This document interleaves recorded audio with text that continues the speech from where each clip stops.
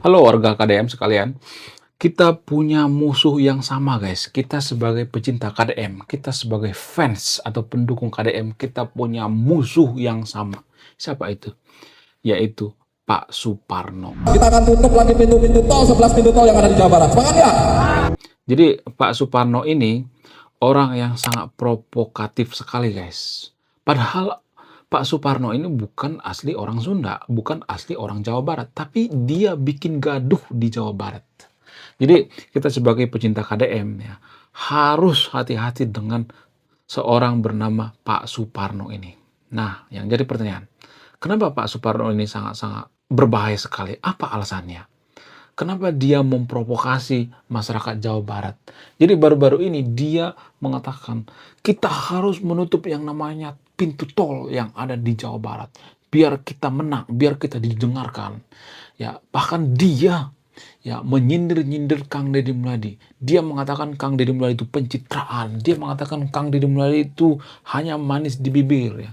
Dia ya diduga menghina Kang Deddy Muladi. Nah, yang jadi pertanyaan, kenapa sih Suparno ini kekeh gitu ya?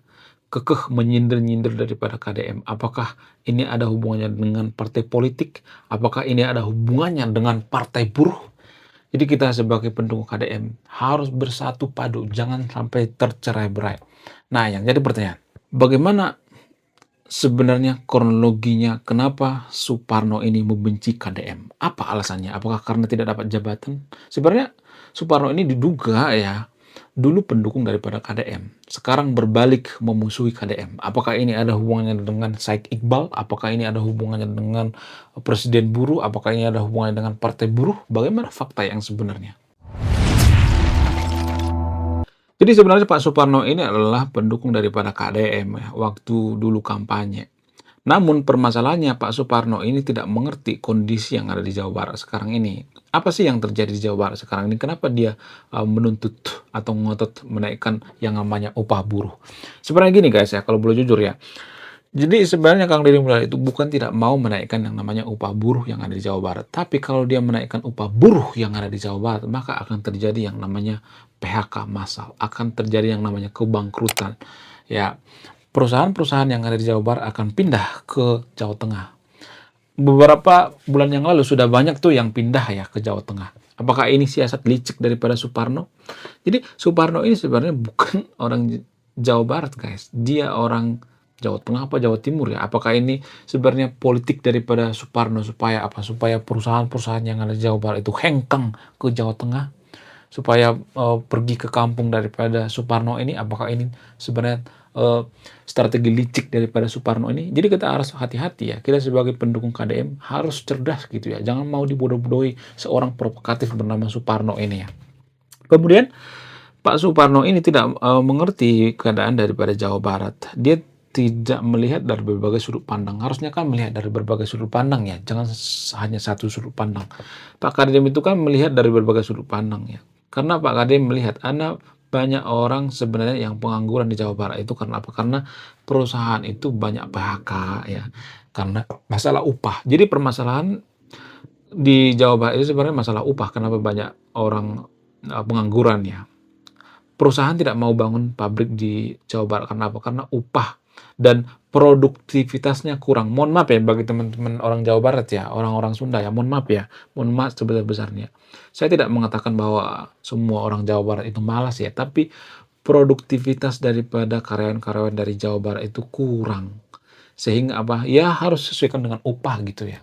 Kalau kita bandingkan dengan orang China misalnya, orang China itu lebih ulet guys kalau bekerja. Saya sudah mengalami sendiri ya, karena saya dulu mantan karyawan. Saya sudah sering membandingkan ya antara ya mohon maaf ya orang China dengan orang Jawa Barat itu kalau kerja itu enggak semuanya tapi enggak semua orang Jawa Barat seperti itu ya, tapi rata-rata produktivitasnya itu sangat rendah. Itu yang dihindari oleh KDM karena dia tahu masyarakat Jawa Barat itu produktivitasnya rendah sehingga apa? Sehingga dia seolah-olah berpihak pada pengusaha. Karena apa? Pengusaha itu sangat-sangat kesusahan guys ya, mencari karyawan yang jujur, ya mencari karyawan yang baik ya, yang kerjanya ulet gitu ya. Bukan ulat ya, tapi ulet ya. Karena di Bersih lagi viral tuh ya, karyawan yang ulet-ulet gitu ya. Bukan itu maksudnya ya. Jadi kalau saya perhatikan ya, sebenarnya Pak Suparno ini karena dia tidak dapat jabatan ya, sehingga dia ini menurut keyakinan saya, sehingga dia berkoar-koar ya untuk mendemo daripada Kang Deddy Mulyadi. Dia mengatakan kita harus menutup pintu tol. Ini sebenarnya udah provokasi guys, sudah bisa ditangkap sebenarnya ini ya. Karena dia sudah memprovokasi karena undang-undang yang baru sekarang ini ya, itu menjelaskan ya KUHP yang baru sekarang ini kalau demo itu ya merusak yang namanya fasilitas umum ya, kemudian demo itu merusak yang namanya tatanan lalu lintas ya, seperti misalnya menghalangi orang lewat, itu bisa dipidana guys. Ya, jadi kita sebagai pendukung Kang Deddy Mulyadi ya harus jeli ya, kita harus cerdas gitu, jangan mau diprovokasi. Jadi kalau ada misalnya nih orang yang mau diprovokasi ya, misalnya nih ya orang Jawa Barat itu diprovokasi oleh Suparno supaya demo terhadap KDM ya, supaya membenci KDM, maka yang terjadi apa? Yang terjadi PHK massal. Jadi orang seperti ini harus diamankan guys ya. Kita punya musuh yang sama bernama Suparno, ini sangat-sangat luar biasa. Kemudian tidak hanya itu, Suparno dengan Said Iqbal ternyata satu partai guys ya. Sementara Said Iqbal itu kan orangnya Pak Anies ya, sangat dekat dengan Pak Anies gitu ya. Apakah ini ada agenda politik? Ada, nggak mungkin nggak ada ya. Apakah ada ini agenda partai? Ada ya. Jadi partai buruh ini menurut saya pribadi ya, menurut keyakinan saya ya, menurut dugaan saya berusaha memprovokasi pendukung KDM supaya apa? Supaya mencari pendukung gitu ya, mencari yang namanya dukungan di Jawa Barat. Jadi kita sebagai ya pendukung KDM, kita harus ya merungkatkan partai buruh. Kita harus ya memusnahkan partai buruh ini karena apa? Karena ini bikin kacau, bikin chaos gitu ya. Masa partai buruh atau presiden buruh tidak mengerti kondisi yang terjadi di Jawa Barat sekarang ini ya? Ya nggak sih? Menurut kalian gimana? Coba tulis di kolom komentar ya.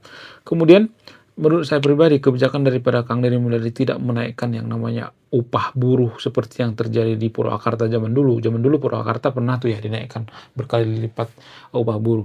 Menurut saya pribadi ini kebijakan yang sangat-sangat jenius sekali, kebijakan yang sangat-sangat luar biasa. Walaupun ya Kang Deddy Mulyadi ini sekarang dihujat ya, walaupun Kang Deddy Mulyadi ini dimaki-maki di media sosial, tapi menurut saya pribadi ini keputusan yang sangat-sangat jenius sekali. Menurut kalian gimana? Coba tulis komentar apakah ini jenius atau tidak. Jadi kalau kebijakan Kang Deddy Mulyadi nanti terus-terus seperti ini ya, berpihak pada rakyat. Ini kan berpihak pada rakyat ya, berpihak pada masyarakat kecil ya. Kalau kebijakan Kang Deddy Mulyadi berpihak pada masyarakat kecil, menurut saya pribadi ya, Kang Deddy Mulyadi harus jadi presiden. Apakah Anda setuju kalau Kang Deddy Mulyadi jadi presiden? Kalau Anda setuju, maka silahkan subscribe channel ini. Kita harus bersatu sebagai pendukung daripada Kang Deddy Mulyadi ya. Kita harus bersatu sebagai fans daripada Kang Deddy Mulyadi untuk apa? Untuk menjadikan KDM jadi presiden. Kalau Anda setuju KDM jadi presiden, maka Anda harus subscribe channel ini, oke? Kemudian selain itu apa sih kelebihan kalau misalnya Kang Deddy Mulyadi jadi presiden? Apa sih keuntungan yang kita dapatkan? Sebenarnya yang untung itu kita kalau KDM itu presiden, bukan KDM yang untung, tapi kita ya sebagai masyarakat. Apa sih keuntungannya? Keuntungannya Kang Deddy Mulyadi itu sangat bijaksana. Jadi dia nggak takut didemo ya. Kalau itu berpihak pada kepentingan rakyat, terutama rakyat kecil ya. Jadi kalau Kang Deddy Mulyadi jadi presiden, maka perobatan seluruh Indonesia akan digratiskan. Nggak ada istilah bayar-bayar BPJS lagi. Kemudian pendidikan akan digratiskan ya. Kemudian apalagi ya pekerjaan akan semakin banyak ya. Akan mendatangkan investor-investor dari luar negeri. Itu ya kalau saya perhatikan. Menurut kalian gimana? Apakah Kang Deddy Mulyadi cocok jadi presiden atau tidak? Apakah dia akan dipasangkan dengan Pak Prabowo lebih cocok wakil apa presiden? Menurut kalian gimana? Coba tulis kolom komentar ya. Oke, sekian video ini ya. Terima kasih sudah menyimak kami. Saya pecinta KDM. Salam KDM RI 1.